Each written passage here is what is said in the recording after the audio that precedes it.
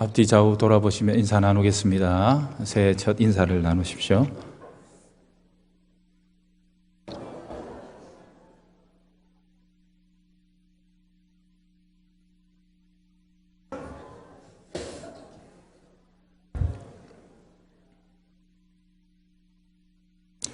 세월이 갈수록 시간은 점점 빠르게 느껴집니다.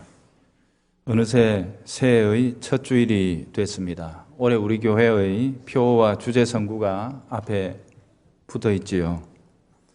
솔직하게 되돌아보면 매년 이렇게 표도 주제도 정하고 하지만 제대로 지킨 적이 과연 얼마나 있는가 생각하면 부끄럽습니다. 하지만 그럼에도 목표는 필요하고 또 유익합니다. 문득문득 우리 스스로가 걸어가고 있는 걸음과 우리 자신의 위치를 점검해 볼 수 있기 때문이지요. 이 한 해를 살아가면서 앞에 있는 이 주제어들을 깊이 고민하면서 살아가시기를 바랍니다. 주님의 교회가 무엇인가 라는 질문은 이미 익숙하니까 그것보다는 차라리 주님의 교회인 증거가 무엇인가, 혹은 주님의 교회로 서기 위해 혹은 드러나기 위해 내가 맡은 일은 무엇인가, 이렇게 물어볼 수 있으면 좋을 것 같습니다. 그 질문들 속에서 남들이 아니라 자기 자신을 위한 답을 찾을 수 있기를 바랍니다. 자, 오늘 본문은 공생애 3년 하반기쯤에 우리 주님의 십자가가 약 6개월 정도 남은 시점쯤에 일어난 사건이다 보시면 되겠습니다. 예수님은 제자들을 따로 데리시고 외딴 곳으로 가셨지요. 사람들에게 방해를 받지 않기 위함이고 또한 사도들에게 집중하시기 위함이었습니다. 거기서 주님은 가장 중요한 문제를 그들에게 물으십니다. 사람들이 인자를 누구라고 하더냐? 그리고 너희는 나를 누구라고 하느냐? 이 두 가지 질문이죠. 물론 첫 번째 질문 속에 인자라는 답이 이미 나와 있습니다. 그러나 사람들은 예수님을 알지 못했고 엉뚱한 답들을 말을 합니다. 그들이 예수를 이렇다 저렇다라고 하는 말들은 사실은 예수는 이래야 한다 하는 자기들의 요구사항이 반영된 것입니다. 예수님의 계시와 가르침을 정직하게 받아들여서 예수님 스스로가 나는 누구다라고 하는 그 가르침을 따른 것이 아니라 그들 각자가 각각 원하는 방식의 예수를 소리 지르고 있는 것이지요. 자신에게 필요한 그 무엇이 되어달라, 그게 예수다라고 이렇게 말을 하고 있는 겁니다. 그때 제자 중에 베드로가 주님의 두 번째 질문을 받아서 이렇게 고백하며 답을 합니다. 주님은 그리스도시며 또 살아계신 하나님의 아들이십니다. 그러자 주님은 이 대답을 대단히 기뻐하셨습니다. 그럴 뿐만 아니라 베드로에게 아주 만극한 복을 선언하시지요. 이것을 너에게 알게 한 이는 혈육일 수 없다. 이 지식은 땅에 있는 그 누구가 가르쳐 주거나 줄 수 있는 지식이 아니다 하는 것입니다. 이는 하늘에 계신 내 아버지가 너에게 주신 것이다. 우리 주님의 기쁨이 그 표현들 속에 잔뜩 묻어나고 있지요. 그리고 곧 이어 말씀하신 것이 교회입니다. 내가 이 반석 위에다가 교회를 세우겠다. 내가 세운다. 내 교회를 세운다. 이 두 가지 사실이 참으로 중요하지요. 교회는 하나님께서 주신 지식을 받아서 고백하는 자들의 공동체입니다. 교회의 교회됨은 교인들이 가지고 있는 도덕적 역량이나 지식이나 혹은 그들의 사상과 계획에 의존하고 있지 않습니다. 이런 것들은 인간들이 이 땅에서 얼마든지 그럴싸하게 만들어내고 갖다 붙일 수 있는 내용들이죠. 그런 인간들이 만들어내는 그런 것이 아니라 하늘로부터 직접 주신 계시의 지식, 하나님이 주시는 지식, 곧 예수 그리스도가 누구인지를 아는, 그리고 바르게 믿고 고백하는 그 터 위에 주께서 자신의 교회를 세우겠다, 이렇게 말씀하신 것입니다. 그러니 교회는 그 어떤 이유에서건 세상으로부터 탄생할 수 없습니다. 하늘에 속한 하나님의 거룩한 은혜와 주권 속에서만 하나님의 교회는 탄생할 수 있습니다. 교회의 발원지는 그 지식을 값없이 우리에게 나누어 주시는 하나님이시며, 또 그 교회를 건설하시는 이는 예수님이십니다. 교회에 관한 수많은 가르침과 본들이 있습니다. 그림들이 있지요. 그러나 저는 이 말씀이 가장 중요하며 본질적인 교회의 블루프린트라, 그렇게 생각을 합니다. 현재 매주일 적어도 한 번 이상 동역하시는 우리 목사님들과 수도 없이 생각하는 주제이고 치열하게 어떤 때는 논쟁하고 있는 내용입니다. 우리 교회가 처한 여러 가지 상황들, 여러 가지 현장 속에서 어떻게 적용하고 실천해야 바로 주께서 내가 내 교회를 세운다 하신 것이 현실이 되겠는가, 이것을 가지고 치열하게 고민하고 논쟁하지요. 주님이 세우시고 주님이 주인이신 교회, 이것이 참으로 우리들의 고민과 우리의 주제가 되어야 하며 우리의 과제일 수밖에 없습니다. 교회는 분명히 주님 자신의 것이라고 주장하고 계십니다. 내 교회를 내가 세운다 하셨으니 교회는 영원토록 오직 주님만의 소유라는 사실을 알아야 알겠습니다. 그렇다면 어떻게 교회는 주님의 것으로 세워질 수 있습니까? 우리 주님께서 내가 내 교회를 어떻게 혹은 어디에다 무엇으로 세우겠다 하신 것을 보면 알 수 있겠지요. 내가 이 반석 위에다 교회를 세우겠다라고 하셨습니다. 이때 이 반석은 베드로의 신앙 고백을 일컫는 말입니다. 곧 하나님께서 주시는 지식, 바로 그 계시의 지식을 통해 예수 그리스도를 알고 믿고 고백하는 터 위에 교회가 세워진다. 나는 거기에다 내 교회를 세우겠다. 주님이 말씀하시죠. 어떤 교회가 좋은 교회냐? 큰 교회가 아니라 고백이 깊은 교회입니다. 건물 하나 달랑 지어놓고 사람들 불러 모아서 거기에서 사람들끼리 감동적이고 뭔가 그럴싸한 일들을 진행하는 곳에 주의 교회가 있는 것이 아니라 하나님이 주신 지식에 대한 바른 고백 위에 교회는 세워집니다. 예수님에 대한 지식에서 자라는 교회가 참된 교회지요. 영생이란 유일하신 참 하나님과 그의 보내신 자 예수 그리스도를 아는 것입니다 라고 고백했던 주님의 말씀 속에도 같은 내용이 담겨 있죠. 우리 교회가 이 한 해 동안 그리스도를 아는 지식에서 자라기를 바랍니다. 이때 안다는 말은 인격적인 의미를 가지고 있습니다. 이것은 아주 반복적으로 거듭거듭 강조하고 있는 내용입니다. 교리에 박다거나 성경을 줄줄 암송하고 설명할 수 있다거나 혹은 교회가 어떻게 돌아가는지를 너무 잘 알아서 이 교회 생활에 능통하다는 것을 안다라는 말로 표현하지 않습니다. 예수 그리스도께서 그의 삶을 지배하고 계시는 상태의 인격입니다. 그의 말과 태도와 모든 삶 속에서 그리스도가 주인 노릇하고 계시는 상태, 그게 성경이 말하는 주님을 안다라는 말의 표현이죠. 바울의 고백처럼 이제는 내가 사는 것이 아니요 오직 내 안에 그리스도께서 사시는 것이라. 이렇게 말씀한 상태를 말하지요. 주님의 교회가 주님의 것과 주님이 세우시는 상태에 있기 위해 교회는 주님의 말씀을 들어야 합니다. 그리하여 목사는 다만 성경의 말씀대로만 바르게 해석해서 그 말씀을 양무리들에게 먹여야 합니다.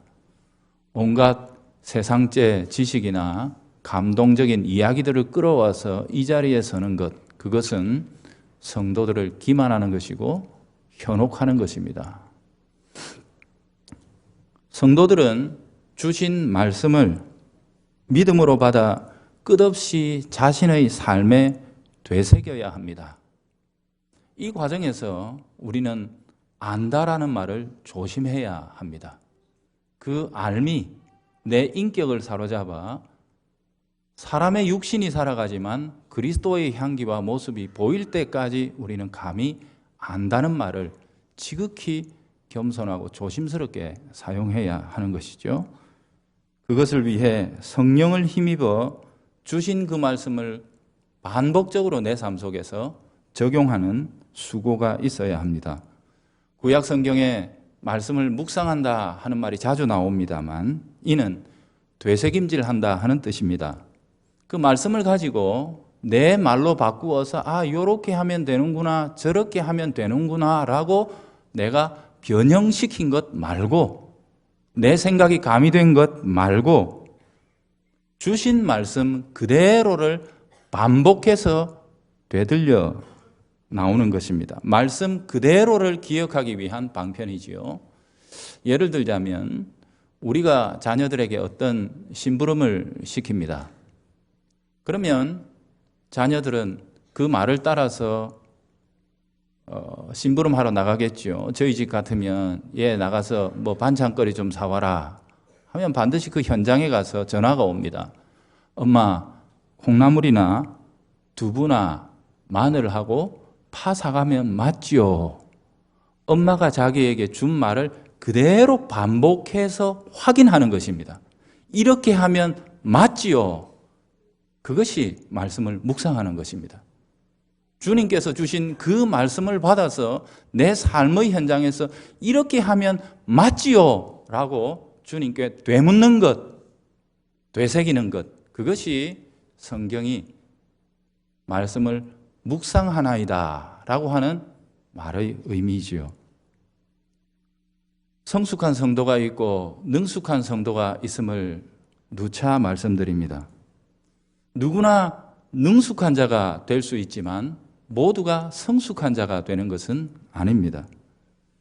능숙하기 위해서는 열심히 같은 것을 반복하기만 하면 됩니다. 그러나 성숙은 그 동작 속에서 자신을 깨트리고 변화하고 자신을 새롭게 구성한 자만이 성숙에 이를 수 있습니다. 하나님의 말씀 앞에서 그 말씀이 나를 붙들어 새롭게 창조하시는 거룩한 역사들을 경험하면서 나를 말씀 앞에서 해체하고 말씀이 나를 새롭게 조합하고 나를 빚어나가시는 그 거룩한 변화의 현장에 나 자신을 헌신하고 내어놓을 수 있는 자만이 성숙의 자리에 이를 수 있는 것입니다. 말씀이 우리를 그리스도를 향하여 성숙시켜 나가기 때문에 성숙한 자는 예수님을 닮은 자일 수밖에 없습니다. 예수님을 닮은 자가 예수님을 바르게 믿고 고백하는 그곳에 주님의 교회가 있습니다.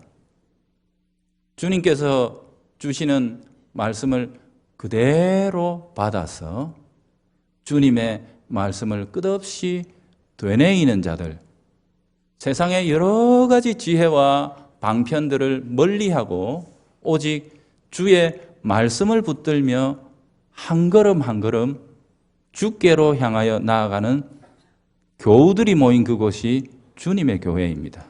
주님은 우리를 그렇게 말씀으로 빚어가시면서 교회를 자기 것이 되게 하십니다.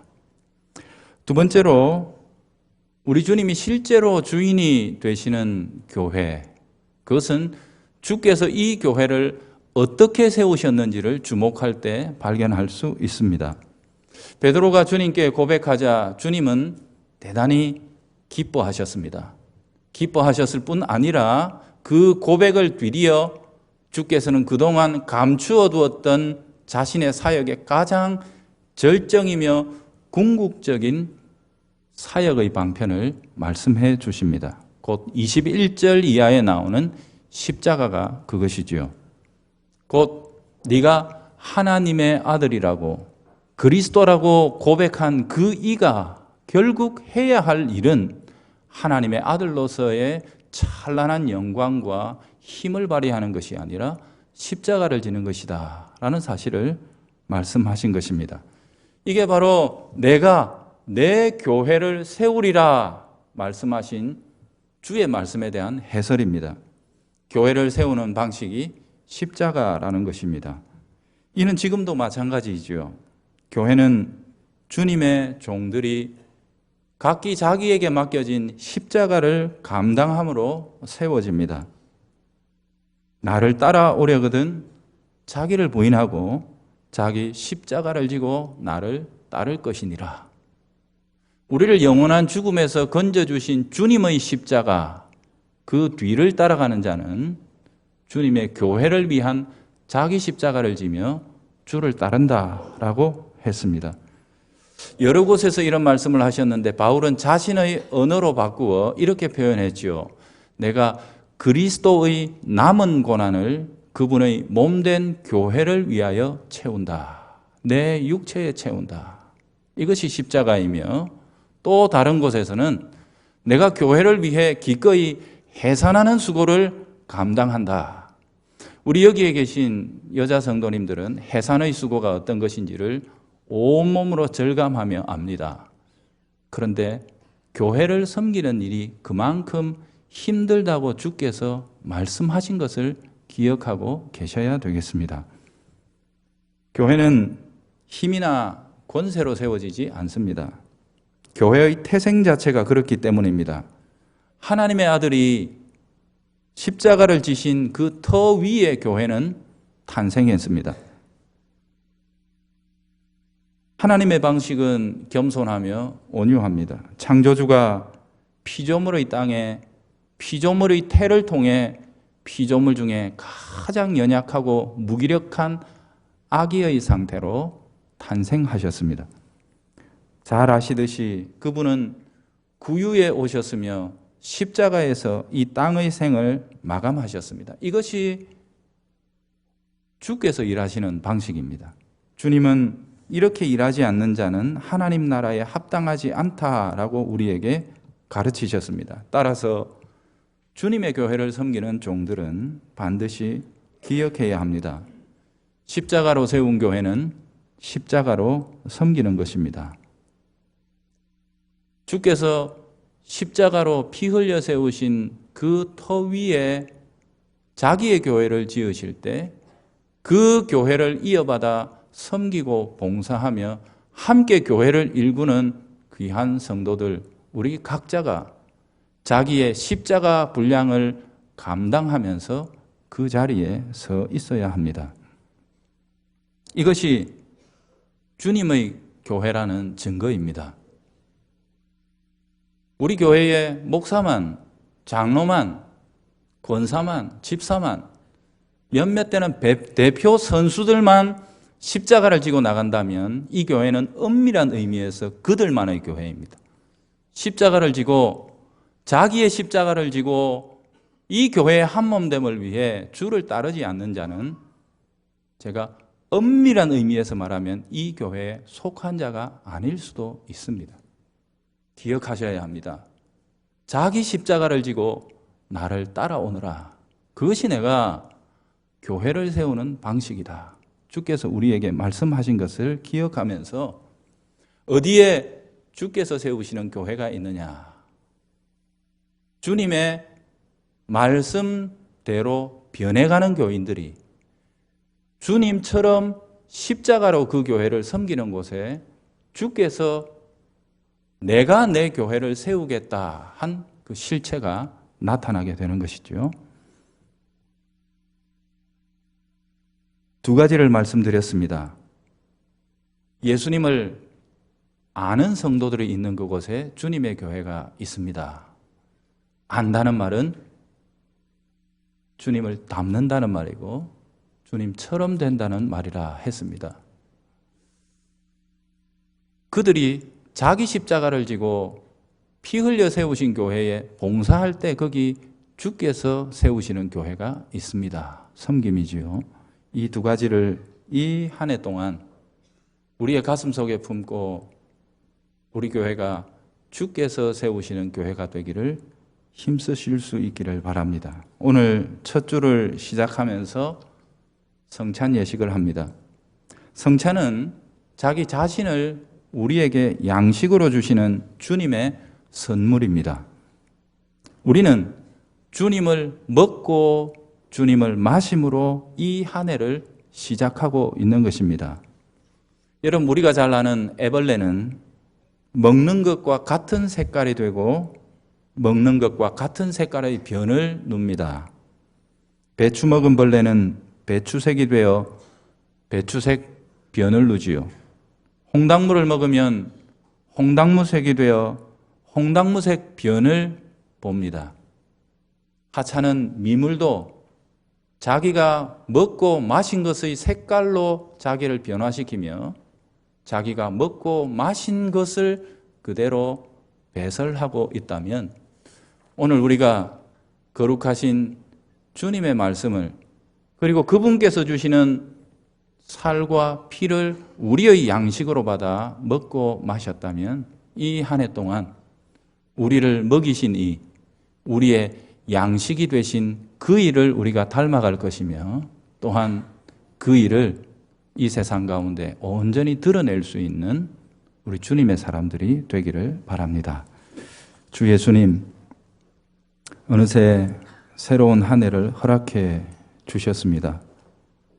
저희들이 이 한 해의 삶을 주께서 주신 말씀 앞에 서서 우리의 교회됨을 고민하며 주께서 빚으시는 대로 세워져 가기를 원합니다.